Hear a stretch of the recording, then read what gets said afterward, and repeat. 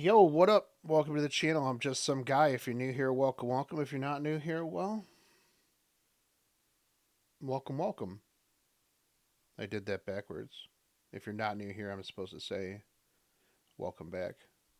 It's been a while. Anyways, I was going through Facebook today, um, like a little bit ago while I was using a bathroom break in the middle of a work call. Which, by the way, if you are the one person in a Zoom meeting that has to turn your camera on that cascades everybody else into turning their camera on and making me the awkward one person out who refuses to turn their camera on. Don't do that. Just stop. There's no reason for me to turn my camera on for this 30-minute meeting where I'm going to have to say like one thing and then go on with my day.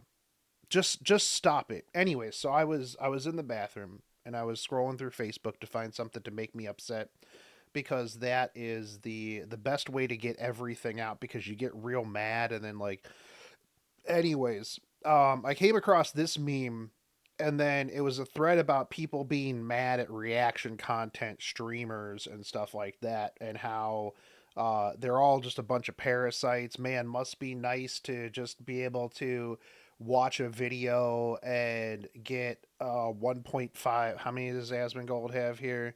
1.5 million views. And then everybody's confused as to why Asmon has 1.5 million views. Also, I kind of wanted to look at this. So this is 33 minutes. Asmon's an hour. XQC's 38. This is 45. This is these. So some of these are reasonable. XQC maybe hit pause twice through this whole thing. But anyways, people don't really understand the whole fact that like Asmongold has, a couple million subscribers. So it's always fun watching people that are like, "Bah, it's a travesty that the original video doesn't have more views than than these other people." Um, which I mean, if you look, the only person who is above that is Asmon, and the rest of these are like not even remotely close. But I decided, hey, you know what? I'm gonna go look and see. Okay, so now it's got 1.4 and Asmon's 1.7. But I mean, yeah. Oh damn, her corpse husband got doxxed. Anyways, we're gonna watch this because I like low The year is effort content. 2023, and a once beloved game developer's reputation is in absolute freefall. So is this? I've never watched anything from this guy before, Big Boss. But is this just an internet historian type channel? I would imagine. What was at one point probably the highest rated developer in the industry, Well, a yes. studio that pumped out classic after classic. So the thing is, though, is like all of these were pumped out before Activision got included, And one thing I've always said with Blizzard is that, like, once they got bought out by corporate, that was like the soul of Blizzard was like yanked out by the Lich King, by, you know, and it was all of these were games made by gamers for gamers, and that was the biggest thing with Blizzard, and that was why Blizzard was good. Like nobody can go back and be like, these games were bad. Well, Has somebody now become can, the but you're home wrong. of incomprehensible horror. Oh, Corporate Diablo greed, Immortal. Don't you guys have broken phones? promises, botched releases, stolen. Okay, botched releases. Hold on. What even was this? Warcraft 3 Reforged. Yeah. Yeah, yeah. Yeah. The thing is though, so like if we go back here, right? So I don't care, and this might be a spicy take, but I do not care at all about how a company treats their employees as long as my product is good. Might be a spicy take, is what it is. I think if a company treats their employees terribly, the employees should just go find employment elsewhere. and then they'll have so much churn that their games will be bad, their content will be bad. Then I'll care that the content is bad, and then I'll complain about the content. But I mean, yeah, I've really never cared about this. When somebody's like, "Oh, well, an employee drinks some girl's breast milk out of the refrigerator," I'm like, it's good for memes. It's good for jokes and memes. Corporate greed, broken promises, botched releases, stolen breast milk. Oh, yes, stolen This breast milk. is the story of Blizzard Entertainment. So this is very internet historian. That's fine. Early Blizzard. I was there, by the The way. year is 1991, and three guys have just graduated from the University of California. Alan Adham, Michael Morhaime, and Frank Pierce. They get together to create a game development studio in Alright. Irvine called Silicon and Synapse. The name is deeply philosophical and well thought out, with Silicon representing the building block of a computer, I mean, and that's Synapse a good name. the building block of a brain. Synapse. However, people keep mistaking the silicon part for the material in breast implants. Anyway, they spent the first few years porting games to different systems, but soon begin producing their own original games. With the Lost Vikings Hell in yeah, Lost 1992 Vikings, let's go. and Rock and Roll Racing in 1993. Yep. Eventually, they get sick of constantly being mixed up with women's breasts, so they decide to switch things up, Why? changing their name to Chaos Studios. However, Yo, this is the most. decide Oh, to switch this right things up, here. changing their name to This is the most mid 90s picture probably in existence, let's be real. Like this encapsulates the mid 90s pretty good. If this dude had like this dude needed a one of those button down shirts, like the silk button down shirt with the fire on it, that would have been fucking off the chain, dude. to Chaos Studios. However, a company based in Florida already has the trademark, and they're now Ooh. asking for $100,000. They then decide to change the studio's name to Ogre Studios. It's Ogre. But in 1994, they're acquired by a holding company for a few $1 million. Hey. It turns out, their new owners aren't a fan of the new name. Okay. So they flip through a dictionary. Okay. And, my god, there it is. In 1994, Blizzard releases their first self-published title, a real-time strategy game called Warcraft Orcs and Humans. And it's an instant success. Cause like, what even was around besides Warcraft then? I'm pretty sure I was still outside hitting sticks with other sticks. Yeah, I'm pretty sure that's where I was at this time. It's one of the earliest real-time strategy games to hit shelves, and it's a blast. It also has a modem and LAN multiplayer, meaning people can get together and go ham. And the game does well, selling 100,000 copies in the first year. And for the first time, Blizzard Entertainment is profitable. They follow it up with Warcraft 2 in 1995. I did It's play another Warcraft hit. 2. Critically acclaimed, and now selling over 1 million copies in its first year. Nice. When did I get? Oh, when did we get our first computer? I mean, I played Warcraft 2 pretty late in. But I'm trying to remember when my family got our first computer. I was really young. Oh, anyways. It's now 1996, and a company called Condor Games is looking for a publisher for their nearly complete game, Diablo. Hey, there we go. Let's go. Stay a while and listen. Blizzard has a little look, and they like. So they buy them and rename them Blizzard North. It's also at this point that Blizzard notices something.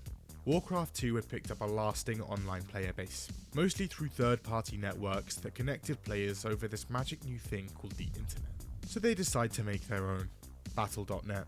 Its original functionality is very simple, I with the probably... ability for players to chat to each other and search for a match. But on December 31st, 1996, No, when was it? It was probably 98 or 99. When did EverQuest first come out? EverQuest first launched in 99. Maybe it wasn't until maybe I maybe it was 2000. No, it was 99, I'm pretty sure. Because I remember no, we had a computer before EverQuest. I remember EverQuest just being one of the games. I think we had a computer for a little bit before EverQuest, and I would play like Diablo, and I would play Warcraft and stuff like that on the computer. And then EverQuest came out, and I thought, like, I didn't read the box, obviously, and I'm like, "Oh, this game looks so sick." And then so I bought it. I saved up some money from allowance and doing dishes and stuff like that. And so I bought the game. And then I got home and I installed it on like the 17 discs that it came with. And then it was like, "Oh, you need to be online." And I'm like, "Okay, that's not a problem. We've got AOL." So it's like, skirt, and you have to listen to that all the time. And so I get on, and then it's like, "Oh, you need a membership." So I had to like beg my dad to let me get a membership for this. So I probably had a computer around like 98. Yeah. It launches alongside Diablo, and people log on and play. Diablo is a massive hit, also selling over 1 million copies within its first year. I never really got In on 1998, Battle.net much. Blizzard launches StarCraft, But an dude, RTS set in oh space. hell yeah. I played It the sells hell bigly out of and quickly StarCraft. grows a massive esports scene. I was Diablo pretty 2 okay back launches in the in day. 2000. We used to have like real bad LANs. That like once we got a car, like me and all the homies would like pack up our 7 like, CRT monitors in the car, and everybody would, like, the people in the back would have to hold a monitor, like everybody else would hold a monitor. My whole car, like the whole back end of my car, was weighed down, and we go to a basement to play Diablo and StarCraft on local Battle.net. Another smash hit. It Oh, reaches Diablo almost 3 million 2. sales by the end of the year, becoming Yeah. the fastest selling PC game of all time. Diablo 2 In was so 2002, good.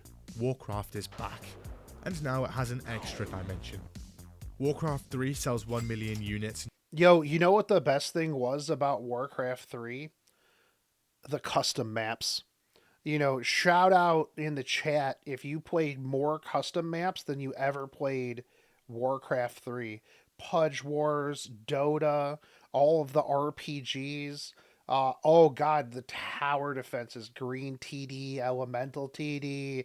Bro, Elemental TD was my absolute jam. I fucking loved In it. just 1 month, immediately becoming the new fastest selling PC game. It also releases with a campaign editor, Yep. which spawns a series of popular Dota. mods like Defense of the Ancients. And after its expansion in 2003, it's all hands on deck for Blizzard's next project. The year is 2004, and Blizzard is getting ready to release its biggest game yet. They'd seen how big MMOs like EverQuest Yep. were getting, and thought they'd try their That was hand. me. And after $60 million and 5 years of work, it's finally nearing release. I was in And the in November, I was in the beta for a while. I remember like there were just chunks of the world that just didn't exist. It was good times. 2004, World of Warcraft launches. That it was like takes the end of my world by life. storm. Unironically, when World of Warcraft came out, I lost like the hottest girl I ever dated. Like, she was real hot and she was real freaky. I gained like 50 pounds. I lost a whole bunch of friendships. Um, and I became like the launch of World of Warcraft was actually terrible for my life in real life, but I was pretty much an absolute superstar. I was in like a world top 3 guild. I was literally the first person in the entire game to get the Crown of Destruction off Ragnaros. Just my claim to fame there. I was the second person to get Fell Striker, which was called Death Striker originally, yeah, and then they renamed it. I was the first person to get Dragon Stalker Shoulders off Onyxia in the entire world. So there you go. Smashing even Blizzard's forecasts. There are so many players trying to log on in the first week that their servers have a complete meltdown, with server queues reaching the thousands. Yep. Get past the queues and actually into a game? Well, now you're greeted with a ton of latency issues and a probable disconnection, meaning you're now back on that queue screen. After the initial server problems are ironed out and people can actually play, the game sucks people in en masse. That's me. Fans are very enthusiastic. Very. It hoovers up awards left, right, and centre. You know what the crazy thing is the Leroy Jenkins things transcended gaming. One of the big things with World of Warcraft, I think, and I always harken back to World of Warcraft with a game with Genshin and stuff like that, right? Is World of Warcraft brought normies to gaming. That's why it did so well. Whereas other games with EverQuest, oh my god, I remember EverQuest commercials, and it made me cringe.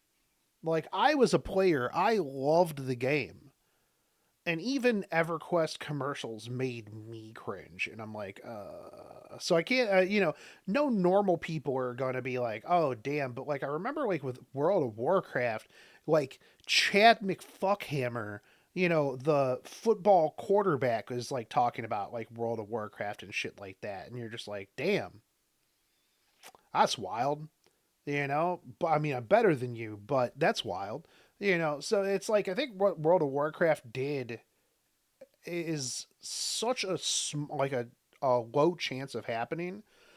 You only get it every so often. It's what Genshin Impact did for mobile gaming and bringing all of the normies in, which is why Genshin did so well. Sells a ton of copies, reaching almost 6 million sales by the end of its first year.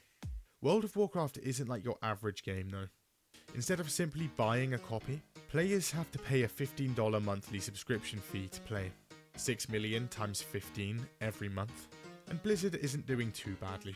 Everyone is playing the game, and its ads go on to feature a ton of celebrities. Yeah. I'm Chuck Norris, and I approve this game. And others like Vin Diesel, William Shatner, Henry Cavill, Mila Kunis, and Dave Chappelle announce their addictions in various interviews. World of Warcraft is... See, this is what I'm talking about. World of Warcraft would also result in the launch of BlizzCon in 2005, a massive annual convention that would feature big musical acts and announcements for Blizzard's future games. Fans could also ask the devs questions, and were sometimes even featured. At this point, Blizzard is among the all-time greats of gaming. Every game, a smash. Hold on. At this point, Blizzard is among the all-time greats. Okay. Yeah. Every game, a smash hit. They could do that is true. Yeah, everything Blizzard touched at that point was kind of gold. No, not joking. Until. But first, flying a plane is easy. Just get in, flip. Okay, wait, hold on. What is this a commercial for? NordVPN? Or Raid Shadow Legends? A few switches, and you're off. But in War Thunder, War Thunder, it's even easier, and a ton of fun. And also, you're gonna get sensitive governmental documents. Jump into intense PvP that takes you from the ground to the sea, all the way to the skies. In fact, War Thunder is the most comprehensive vehicle combat game. I've actually... so unironically, I've gotten sponsored by War Thunder before on stream, and it's not bad. I actually had fun playing it. All those things. There's more than 2,000 of them. Someone that likes the small and agile, or a fan of the more voluptuous? Well, War Thunder has something for everyone. The game is deep indeed, with a dynamic damage system that damages individual components. Yeah, that was kind of cool. Customization system. Hundreds of camos, historical emblems, and over a century of vehicles. I don't think that last one was and their models, historical. Painstakingly detailed to 100% accuracy. which you can enjoy in gorgeous 4K graphics. And you can play You know, on Xbox, I will say, PlayStation, and PC. I do like for when free. people Fancy use a large the bonus pack with all this You stuff? know, one of the things that one of the criticisms that I saw like of this video on that like the Facebook thread that I was reading, which a whole bunch of people don't understand content creation or how much it goes into like the editing and like just research for stuff like this. They're like, this guy's just reading the Wikipedia about Blizzard. Okay. Fucking man, I just need to stay off of Facebook. Every time I go on there, I just get mad because people are so stupid. Just sign up through the link in the description So dumb, or the man. pinned comments below. Like, I mean, even think about it this way, right? Even if, from a content creation standpoint, if I watch this video and I pause it every so often, I make comments, and my recording is an hour long. I put an hour of my life into that. It still work. Kind of. Modern Blizzard. This is where it goes off the rails. I'm telling you, man, after Activision... The year is now 2006. World of Warcraft has almost 10 million active subscribers Yep. and is bringing in a ton of money. So naturally, it had turned a few heads. One of those heads, Bobby Kotick, CEO of Activision. Oh, it's Bobby's world now, boys. Now in 2006, Activision had made good tracks in just about every genre of games, You know... except one. And one that was now booming. Yeah. The MMO. With Warcraft currently bringing in over $1 billion a year in subscriptions alone, he's interested. Now at this point, Blizzard has changed hands numerous times, and is now owned by a company called Vivendi. So Kotick approaches Vivendi with a proposition. Yo, let's go. That's a good meme reference, dude. Vivendi receives money. That's Activision pretty receives good. Blizzard. However, Vivendi says no.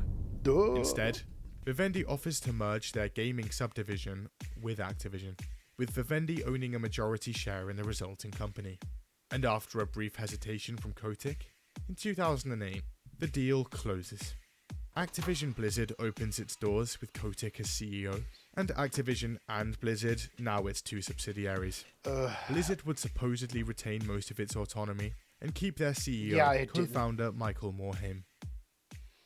It's now 2010, Yeah. and Blizzard has gone from just under 500 employees before the launch of World of Warcraft to now over 4,600. The majority of whom are Crazy. preparing for the launch of StarCraft 2 in July, Yo, and the StarCraft third major 2, though. Warcraft expansion, Cataclysm, in December. Now these launches were not small. Warcraft had been hitting peak after peak of players, and was now at 12 million monthly subscribers, and StarCraft 2's sales projections are also sizable. But Blizzard currently has a problem. Their forums. They're a little bit toxic. A Blizzard little. has a big team. Bro, the Blizzard forums were almost as bad as like Facebook in terms of getting me all riled up and pissed off, man. Like they still do to this day, because like, you know, obviously I was playing COD and stuff like that, and I was playing Classic, but like, man, Of yeah, moderators, but according to them, this still wasn't enough. So behind the scenes, they get brainstorming, and someone shut it has down. a brilliant idea. How about we just force everyone that posts on our forums to use their real first and last name? that And in yeah. July Oh, I remember 2010, that. Real ID is unveiled, and people absolutely hate it. Well, yeah, in because an they attempt can't to sell be the idea to anonymous players, anymore. Blizzard's community manager posts his full name on the forum. See, guys, it's fine. But almost instantly, He got people doxxed. descend on the forum and get to work. And within mere minutes, they find and publish his home address, phone Jeez, number, dude. age, Facebook, family names, and a list of his favourite music and movies. Oh, Okay. yeah. You know what? Fair enough.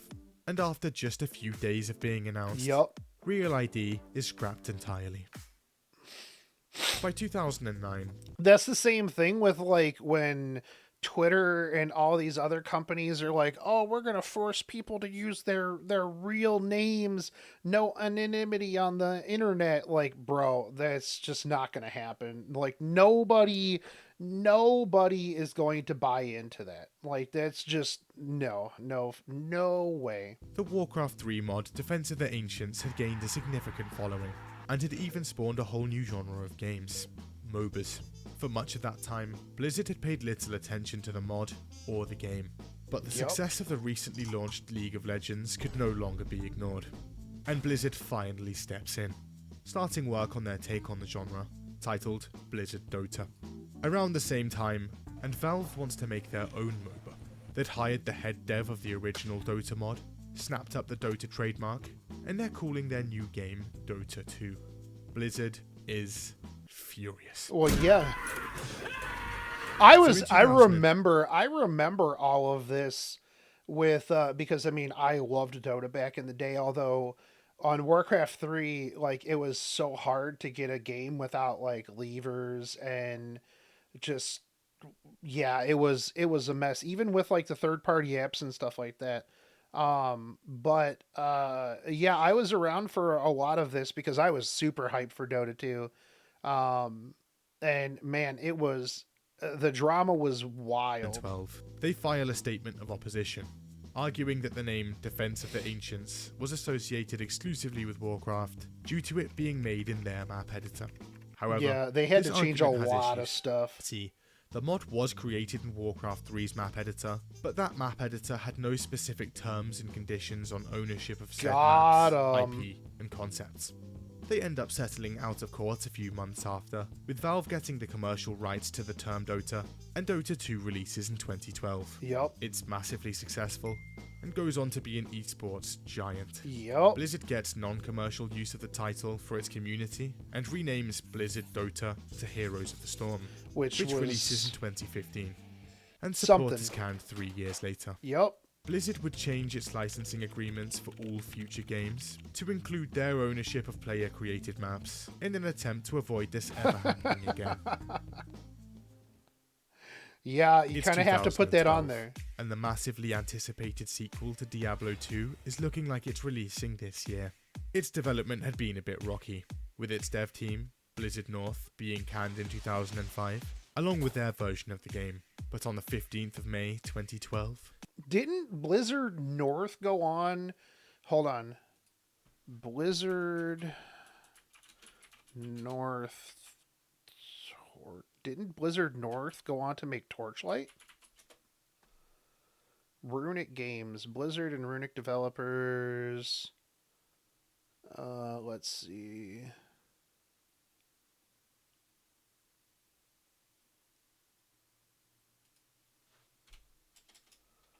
Blizzard North team. Let's see. Where did Blizzard North devs go? Let's see.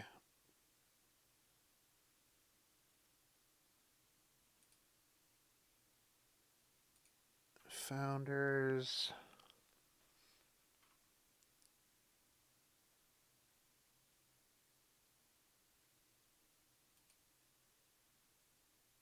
Post Blizzard. Let's see. Flagship Studios. And then he worked on Marvel Heroes. All right. That was. Where did Eric Schaefer go? Post Blizzard. Oh, that's right. Yeah, he started Runic Games. And Runic Games did Torchlight. That's what I thought.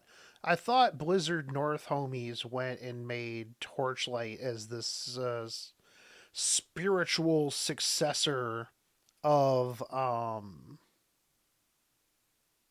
Diablo 2. Yeah, yeah.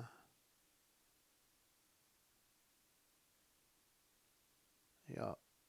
Matt, Eric. And then Yeah, so Max and Eric from Blizzard North went on to make Runic, which then made Torchlight and stuff like that. Okay. The rebooted Diablo 3 launches. The game is horrendous. Yo, no, I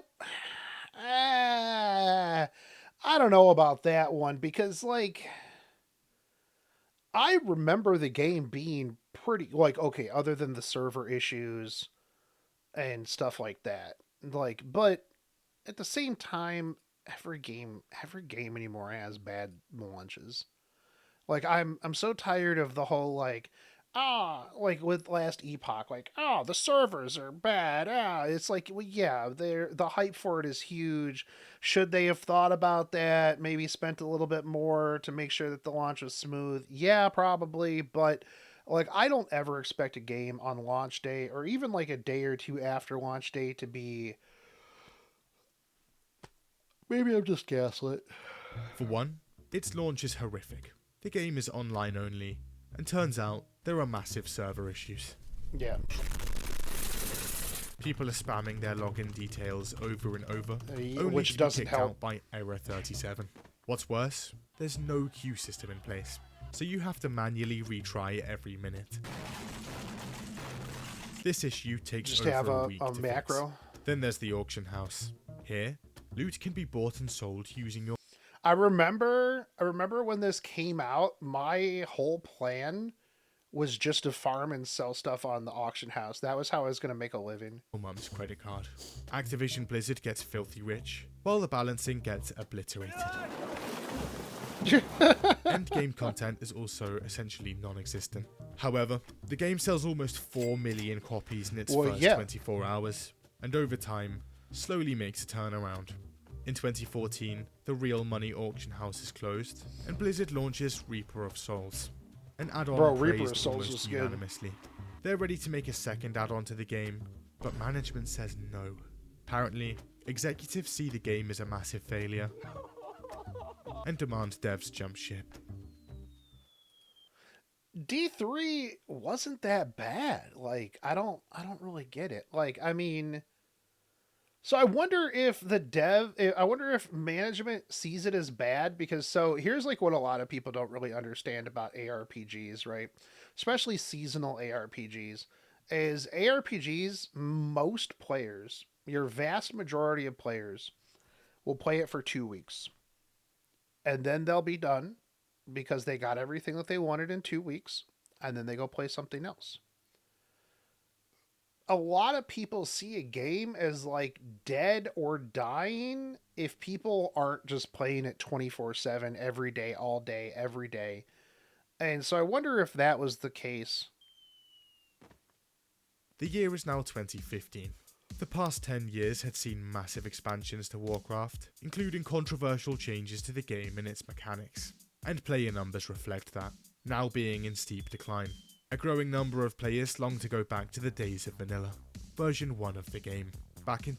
You know, the thing is, though, is I think that, like, the reason why there was, like, a big drop-off is that I feel like MMOs, people started playing games, it's like a different generation, right? And I feel like a lot of people, like, want a game that respects their time. It's something I was talking about the other day with ARPGs, right?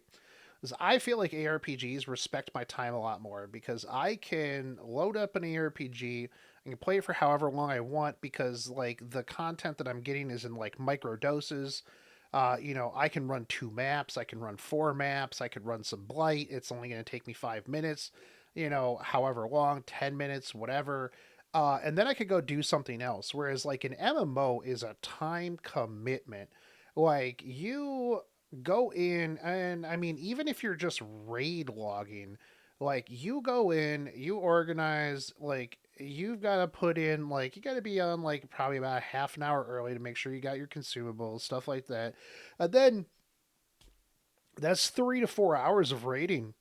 not only that, but like you have like the leveling up beforehand. You've got to make sure you've got gold for consumables, all of that stuff. Like that's a huge time commitment for most people. And I feel like that when it comes to like MMOs, a lot of people are kind of shying away from that more towards like the smaller, like the easier to manage content, um, because people grew up. 2004. One fan even floats the idea to Blizzard themselves at BlizzCon 2013. Here's how that goes. Have you ever thought about adding servers for previous expansions as they were then? No. Okay then, No. we'll just make one ourselves. And the fan-made Nostalrius vanilla server goes online in February 2015, running version 1.12, a month after the original launch. It's not long before the server gets massively popular, with almost 1 million accounts registered. It's also not long Jeez. before Blizzard catches wind and brings the hammer down. Yeah. Their lawyers sent them a cease and desist in 2016, and the server is promptly shut down. Realizing they were completely wrong about vanilla Warcraft, Blizzard do a full 180 and announce Warcraft Classic in 2017. Yep. I really, it's like for me, because I never really wanted to go back and do like 40-man content, right? Like it just didn't appeal to me. And then like when Season of Discovery is like, oh, we're gonna do 20 and 40-man content, and I'm just like, bro, who wants this? Like you think you do, but you don't. Most people, I mean, I guess it keeps the servers on. Back in 2007, Blizzard started work on a huge MMO called Project Titan. It was described as a combination of Left 4 Dead, Team Fortress, and The Sims. What? But development led nowhere, and 6 years later, the plug is pulled. A massive failure on Blizzard's part, and a major internal embarrassment. However, the team behind it would attempt to rework the remains of the story and assets into another project, and in 2016, Overwatch hits shelves. And it's amazing. It's critically acclaimed across the board, and massively popular, quickly becoming one of the most popular esports titles on the market. That, paired with their genre-pioneering card game Hearthstone back in 2014 that now has almost... Wait, genre pioneering? Well, I guess Magic and a lot of other stuff didn't have like set like champion powers and stuff. 100 million players. So and say Blizzard card is games have looking been around strong. for a long time. However, there are problems brewing. See, Overwatch was the last big game that had in the pipeline for a while, and they realised they don't have much to show off for BlizzCon 2018. So Blizzard rushes to find something to show off. Got it. Wait, is this Blizzard? Fast forward to November 2018, Diablo and their Immortal? presentation is ready to go. They sprinkle a few niche announcements here and there, like a remastered Warcraft 3, but they have one big announcement centerpiece. After 6 long years, a brand new Diablo. For mobile. Like, look, Diablo 2, come play the mobile game that has nothing to do. Honestly, it's this bad. This is fucking insane. I don't even know like what to even say about this. Just was wondering, Yup. is this an out-of-season April Fool's joke? Got We don't him. have any plans at the moment to do PC. Bro, and I remember when it first came out and I played the PC, like, wait, did I even play a PC version? No, I think I just emulated it. Yeah, I think I just emulated it. Never mind. Wait, wasn't there a PC version that was just a really bad Diablo emulator? Diablo Immortal PC. It did have a PC component. It did. Don't you guys have phone? Yeah. The game eventually Oh launches, god, I and remember it's that. It Firstly, was bad. it's not even developed by Blizzard, but Yeah. their Chinese partner NetEase. And turns out, it's monetized to the tits. Yep. It costs over $500,000 to max out a single character, and becomes Classic Quinn 69. the worst rated game ever on Metacritic. By 2018, fans are noticing something. Activision Blizzard had been creeping, and Blizzard was changing. See, back in 2013, Actiblizzard had bought back the remaining Vivendi Wait, they just noticed it then? Like, I mean, you could tell that things were getting bad for a long time. shares for about $7 billion, meaning they, and by extension, Bobby Kotick, now had complete control of both Activision and Blizzard. Fast forward to 2018, Bobby's World. and this creeping had only got worse. Because of the slowdown in game releases, Blizzard's revenues are taking an absolute nosedive. So Actiblizzard steps in. It pushes the company to cut costs, and gets them to produce games at a faster pace, with Kotick apparently installing his own executives within Blizzard to ensure that happens. Apparently, tired of Actiblizzard's meddling, Blizzard co-founder Mike Morhaime steps down as president and CEO, and leaves the company after 27 years of work. He's That's succeeded by crazy, dude. Like, you've worked somewhere for 27 years, and you don't retire. You step down because shit sucks. Like, that's crazy. Warcraft's executive producer, J. Allen Brack. This guy. And by the way, you don't want to do that either. You think you do, but you don't. And as soon as this happens, You know, though, that's actually sometimes true. Sometimes that is true. Like what the dude says here. To do that either. You think you do. You think you do, but you don't. but you And as really soon as this don't. Like sometimes it do be like that. Like sometimes you think you want something, but then you get it and you're like, man, I really didn't. That's actually not what I wanted. I want this other thing.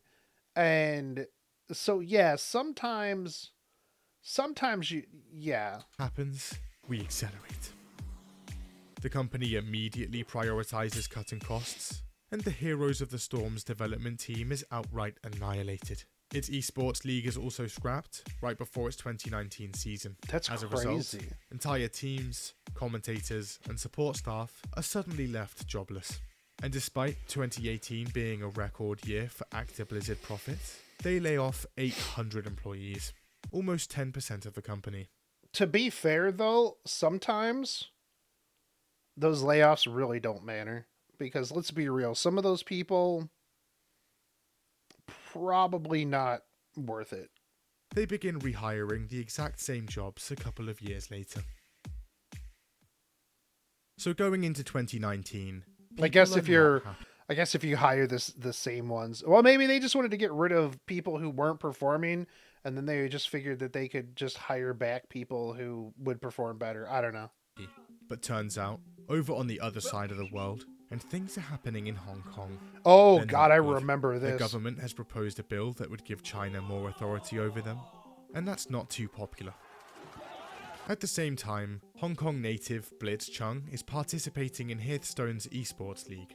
He wins, and uses the post-game interview to show his support for the protests. Okay, so I remember at the time people talking about this. I personally think that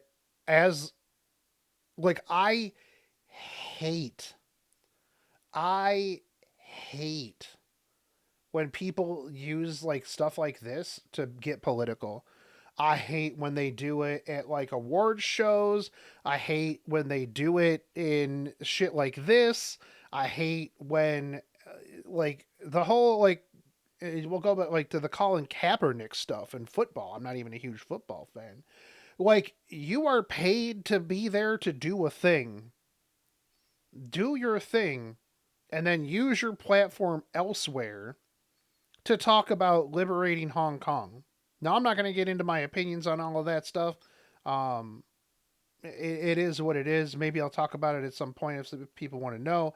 But, like, if you just won stuff about Hearthstone, I want to know your take on the matches on Hearthstone, not fucking Hong Kong and China. That just is what it is. Like, I hate when this stuff is interjected. But as soon as he says it, something happens.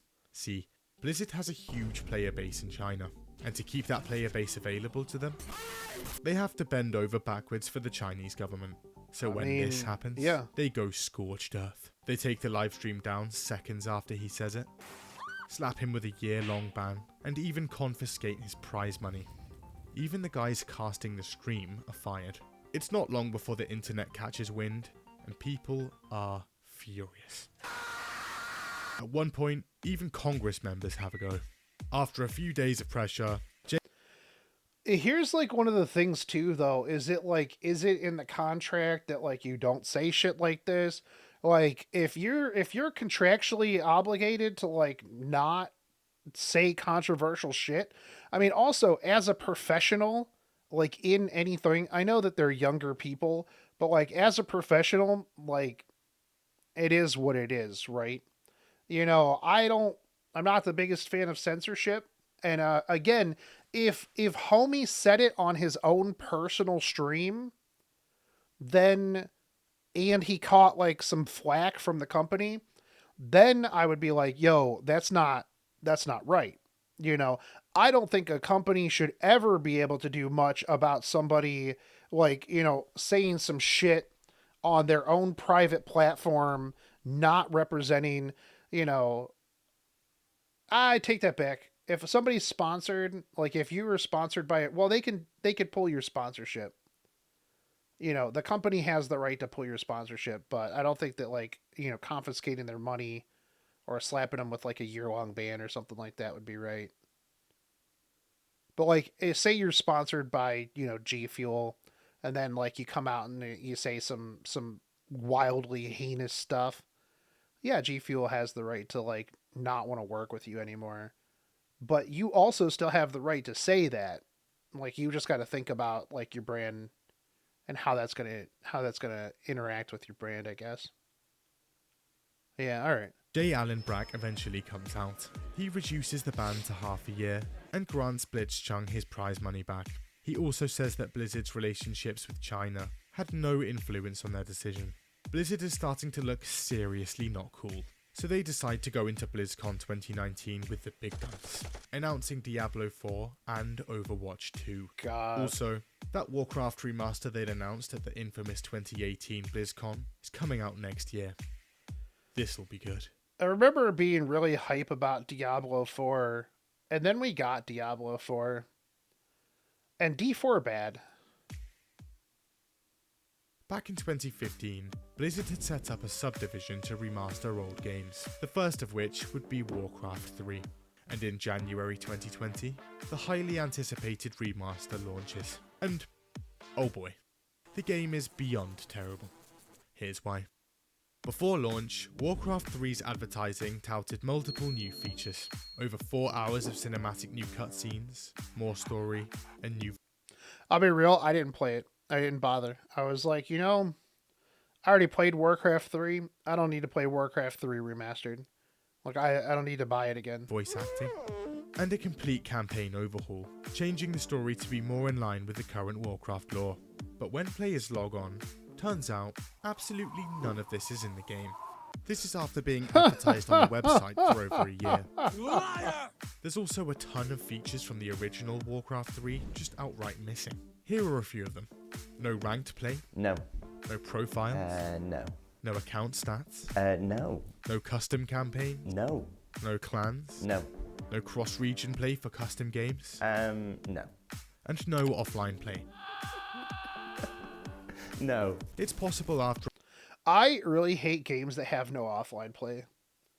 Especially games that don't require you to interact with other human beings. Not having offline play is ridiculous. It's just absolutely ridiculous, because as somebody whose internet goes out regularly, when I can't play half of my Steam library because none of my games are off, like have single player offline mode, it's frustrating. Yeah. For a few patches, but it's a little complicated. Also, after some digging, people realise the main menu background is actually a Chrome-based web app. And it's taking up more of your CPU power than the actual game. Online matchmaking sucks and kicks you out all the time. This is without a way to reconnect, by the way. Graphics are worse than advertised. Treason! Have you lost your mind, Arthas? The new art direction is bad. 5 of the game's maps are exactly the same as the original, and poor optimization, tons of crashes, and countless bugs. On top of all of that, Reforged is a mandatory update for everyone with the original game. Own the original with no intention of upgrading? Well, here's an additional 30 gigabytes of install size anyway. All of this amounts to one of the worst launches of a game in history. Within a few days of release, it ends up at 0.5 out of 10 on Metacritic. At the time, the lowest Metacritic score in history. Before being dethroned by Diablo Immortal. So naturally, hordes of Diablo people pile Immortal in was to so request bad. refunds. But wait, you've booted up the game even just once? Sorry, you're not allowed. There's so much outcry about the game, however, that Blizzard eventually caves and starts actually granting refunds. The game is so bad that the entire classic games division at Blizzard is completely canned. You're fired. Get out of here. It also causes an upcoming Diablo 2 remake to be pushed back more than a year. Yeah. So it's 2021, and Blizzard's reputation is currently abhorrent. But luckily, Overwatch 2 is just around the corner. Hold on a sec. Oh god. Turns out that over the last 2 years, the California Civil Rights Department had been investigating Activision Blizzard due to multiple reports of sexual harassment from staff.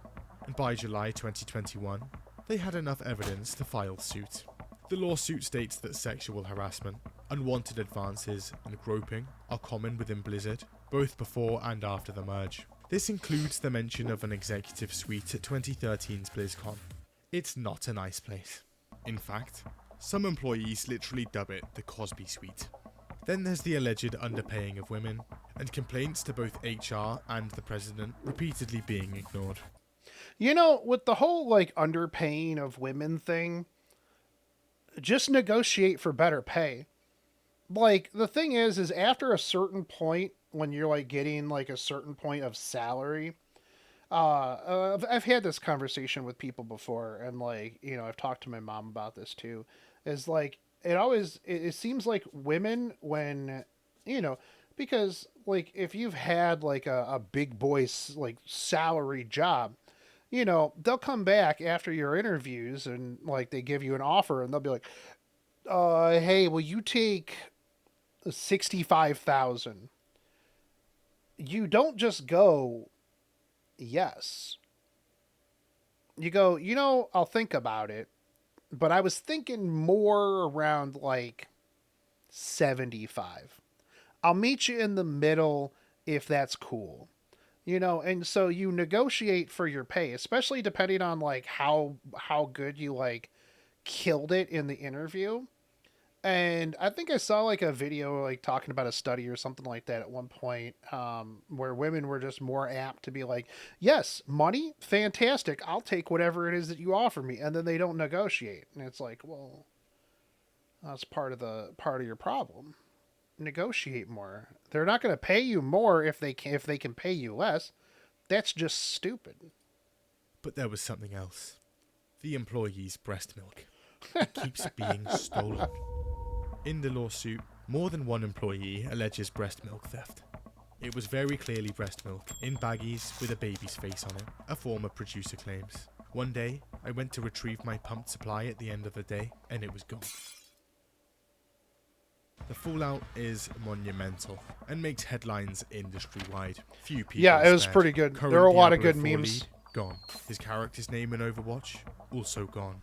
Level designer on World of Warcraft, gone. Head of HR, definitely gone. Warcraft League, gone. Jay Allen, gone. Their chief legal, gone. The Wall Street Journal also alleges that Kotick knew about the whole thing, ignored it, and in some cases, even jumped in himself. He denies most of the allegations. I did not. But eventually apologizes for a one-time instance where he left a voicemail threatening to have his assistant killed. That's all fine then. Water under the bridge. I mean, let's be real though. Who hasn't left an angry voicemail for their assistant to be killed? I guess realistically though, I mean, with the kind of money that Bobby Kotick had, I would actually take that as a real threat. Sponsors like T-Mobile, Coca-Cola, Kellogg, IBM and Pringles also all jump ship from the Overwatch Esports League. And Activision Blizzard is hit with a class action lawsuit on behalf of its shareholders. What? Overall, the situation's not looking great. Yeah, that was a Activision bad time Blizzard for denies Blizzard. most of the claims, and in June 2022, they investigate themselves and find no wrongdoing. I always enjoy when people and companies get to investigate themselves. Like, nah, man, we're good, dude. We didn't do anything, man. Like, we're all above board.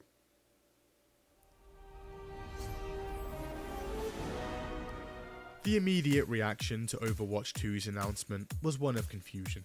Overwatch 1 was a monetized game with a thriving player base and regular updates. The kind of game that doesn't need a sequel. So this was a strange move. Yeah. Overwatch 2's development would also mean the end of support for Overwatch 1 in 2020. Which, you know, the thing is like a lot of games, they'll be like, oh, we're putting out a sequel, but we're still going to spend just as much time on the first one. It doesn't usually happen. Thus seeing no new Overwatch content for multiple years, essentially killing the game. What? But with Overwatch 2, Blizzard reassures us it was all worth it. Don't Just worry, look at guys. all this new stuff. Yeah. 5v5 instead of 6v6, shiny new graphics, balancing changes, map reworks, 6 new maps, 3 new heroes, more than 30 new skins, a new game mode, a battle pass and cosmetics shop, and most importantly, a PvE campaign. People had been longing for a story in the Overwatch universe, and now it was finally happening. They want to make sure that, you know, their canonical lesbian headcanons were real. That was what the story they wanted. It was ambitious. Blizzard shows off a full campaign, along with hero missions, talents, and massive skill trees unique to each hero. Hundreds of missions at launch, they announce. A truly replayable campaign. And don't worry, with Overwatch 2, Blizzard tells us they were redefining what a sequel really means. Overwatch 1 players get all the new maps, updates, and heroes that release in Overwatch 2, and both player bases can crossplay together. The purchase of Overwatch 2 essentially only granting the PvE mode. Okay, sold. Players are on board. 10th of March 2022, and Blizzard has an announcement. Look, we know we said hundreds of missions at launch, but, well, it's taking a while, so we're just going to release the game now without it, and add it later. Yep. Then in June, they come out again. The game's now free to play, and launching in October. But anyway, on the 4th of October 2022, it goes live. There are some issues. Events are bad, tons of balancing issues, the looking for group feature is now just completely gone. But mainly, there's the new cosmetics system. In Overwatch 1, earning cosmetics was simple. Just play the game, level up, and earn loot boxes that give you skins. You could pay for them, but that was completely optional. In Overwatch 2, things are different. Blizzard has now slapped on a seasonal battle pass system, where the bulk of cosmetics would now be unlocked. You know, I don't mind that. Honestly, like, free-to-play games, if you want to put in a battle pass, go for it. Especially if it's only cosmetics and not power. I do not mind that in any way, shape, or form. Like, I think people that are just vehemently against anything battle pass, like, it is what it is. I mean, it's a live service game. Like, as long as the battle pass is just cosmetics, like, I don't particularly care. I mean, they've got to come up with money somewhere. So you either pay a subscription or it's funded through microtransactions, you know, MTX and battle passes. You know, they've got to get their money somewhere. Now, if I paid for if I paid full price for a game, like $60 or whatever for a game, it's single player. There's no real online component, and then you slam, well, not forced online component, and then you slam battle passes at me, then you can eat my whole ass. There's also a rotating store, and the prices there aren't great. You can't. Okay, wait, hold on. Did that say Locked.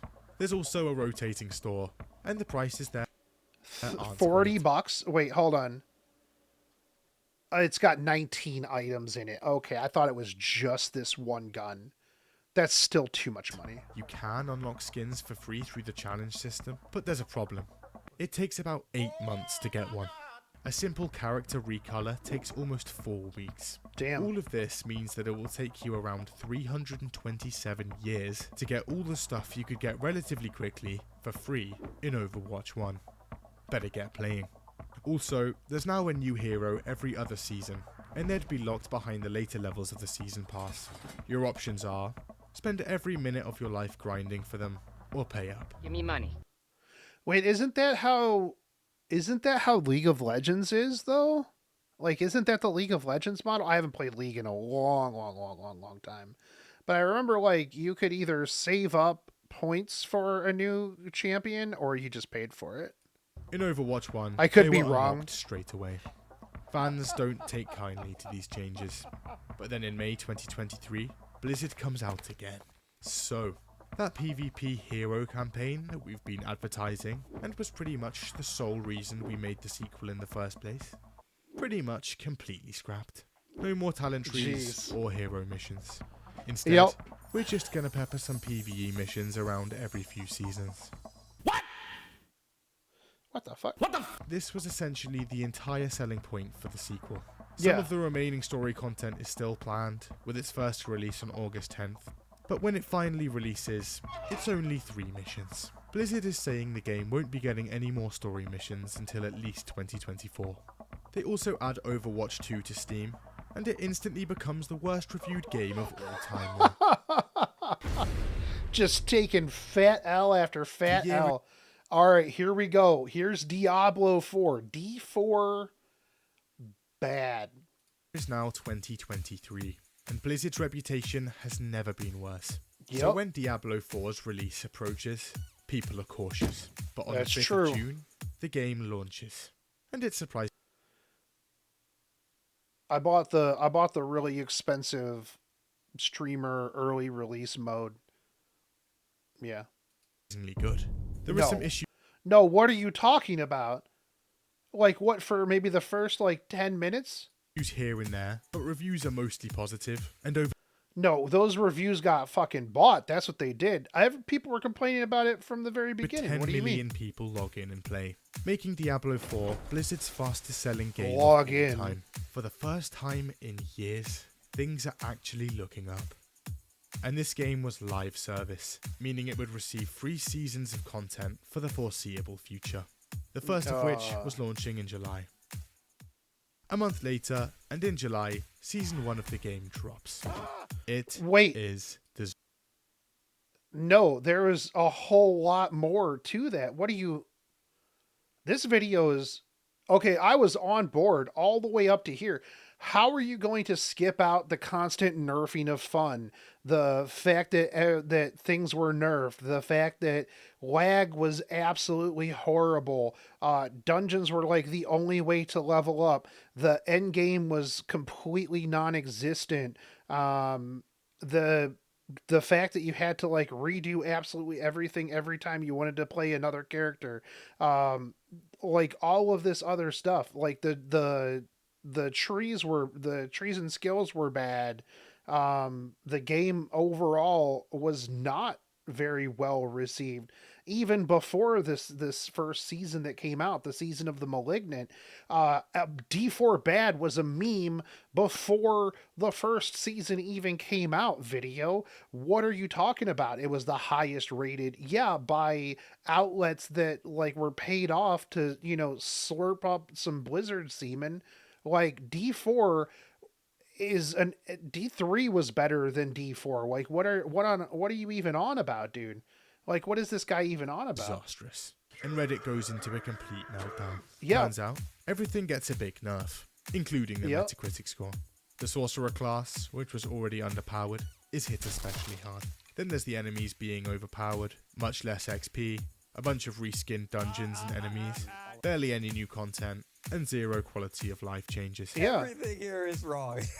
One streamer on Twitch tries to explain why the season isn't that bad. Here's how that goes. Explosion is at... I actually just lost my hardcore character while trying to explain this to you. I changed my mind. I hate this season. And it's What? That doesn't. Maybe you shouldn't have just been there, Quinn69, trying to explain why it's good. Seems Blizzard also has a bit of a fixation on the Battle Pass, Battle Pass, Battle Pass, Battle Pass. Battle Pass, Battle Pass. Speaking of which, yeah, it gives paid players 666 platinum. The cheapest item in the store is 800. Also, back when Blizzard was designing the menus for the game, they decided to place the Activate Premium. Oh, I remember this one. Oh, this bamboozled so many people. So many people got right next to the button you're constantly pressing to see your season progression. Ooh, that's kind of small. There's also no confirmation button. Yep. So if you want to check your progression and accidentally misclick, congratulations, you've just purchased it. Yep. There are multiple other confirmation buttons for other menu options in the game. So bad. So Blizzard's last few years haven't been great. Somehow, Blizzard is now worse than Bethesda. It had slowly... What's wrong with Bethesda? Bethesda has gaslit us so hard that everything that Bethesda puts out, we just go, well, you know.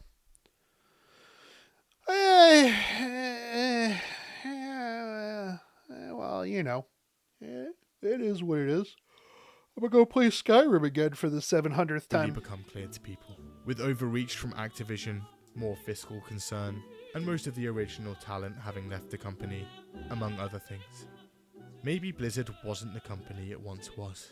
And after a back-to-office mandate in 2023, even more talent is leaving.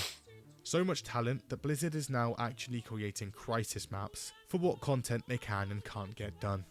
But with the acquisition from Microsoft, who's currently focusing on making good exclusives to slap on their Game Pass, some fans are hopeful for change. Yeah, But it'll for be now, interesting to see what the happens. outlook on Blizzard But Entertainment remains bleak.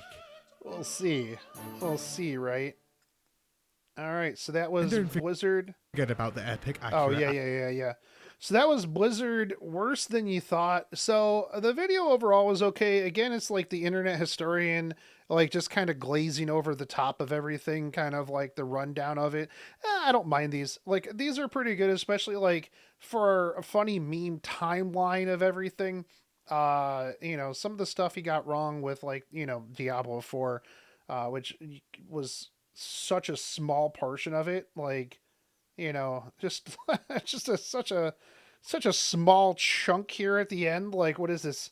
Like 3 minutes of Diablo 4, which is probably one of the biggest piles that they've put out. D4 so bad. Stash tabs, all that stuff, all the copium with D4, just absolutely insane how bad it was. But I mean, is Blizzard worse than you thought? I think that everybody at the moment thinks Blizzard's bad. Like, I don't think that anybody is under some copium that's like, man, Blizzard's so good. Blizzard's so good. But anyways, I figured, you know, I would... Hold on, did I make a longer video than Asmongold? 1 hour... 2 seconds. We're at 1 hour, 7 minutes, and 46 seconds.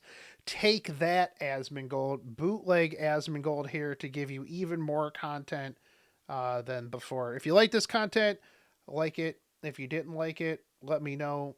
Let me know if you want more of this. Anyways, I'm going to stop reacting. I'll catch you guys later. Take it easy, homies. Peace out.